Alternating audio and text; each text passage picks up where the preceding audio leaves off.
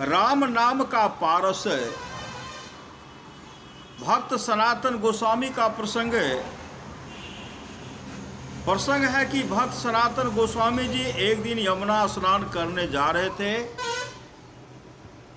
कि अचानक उनके पैर में एक पारस पत्थर अटका। सनातन जी ने इसे छूने में भी घृणा कर एक खपरे में डालकर रास्ते के एक और मिट्टी में गाड़ कर स्नान करने चले गए। फिर उसको उन्होंने खबर तक नहीं ली। उसी समय वर्धमान जिले में जीवन नाम का एक परम दरिद्र ब्राह्मण ने अपनी दरिद्रता दूर करने के लिए महादेव जी की आराधना आरंभ की थी।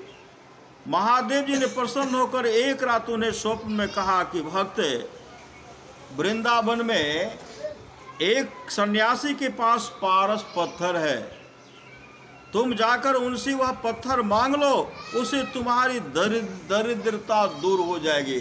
श्री सद्गुरु जीवन अपने प्रभु के आदेशानुसार वृंदावन पहुंचा। वहां सनातन गोस्वामी जी को ढूंढकर उसने अपने स्वप्न का वृतांत कहा। सनातन जी ने ब्राह्मण को साथ ले गया जहां पत्थर गड़ा हुआ था। वहां पहुंचे और उंगली के इशारे से ब्राह्मण को वह स्थान बताया और कहा, तुम यहाँ पर खोदो, अभी मिल जाएगा। ब्राह्मण के मिट्टी हटाते ही परम मनोहर पारस पत्थर दिखाई दिया। ब्राह्मण ने झट से उसे उठाकर अपने हृदय से लगा लिया और सनातन जी को मस्तक नवाकर अपने गांव लौट चला।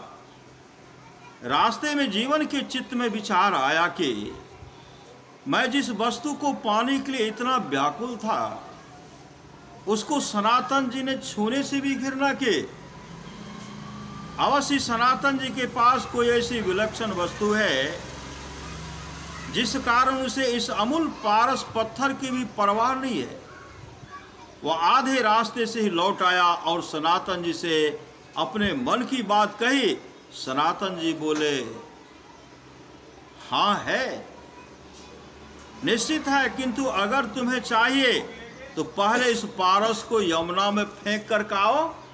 जिस पारस से सोना बनाया जाता, कहते हैं पहले इस पारस को यमुना जी में फेंक आओ। फेंक दिया, फेंक आओ। वह ब्राह्मण अद्भुत साहसी था, उसने दौड़ते हुए यमुना जाकर तत्क्षण पारस फेंक दिया और सनातन जी के पास लौटा।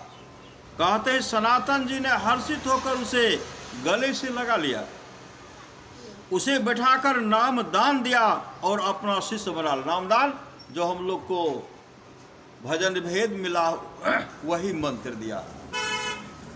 उस मंत्र का इतना महत्व है कि पारस भी उनके सामने फीका पड़ गया। सचमुच ही पारस से बड़ी मूल्यवान चीज मिल गए थे। उन्हें राम नाम का दौलत है। वह ब्राह्मण धन्य हो गया। श्री सद्गुरु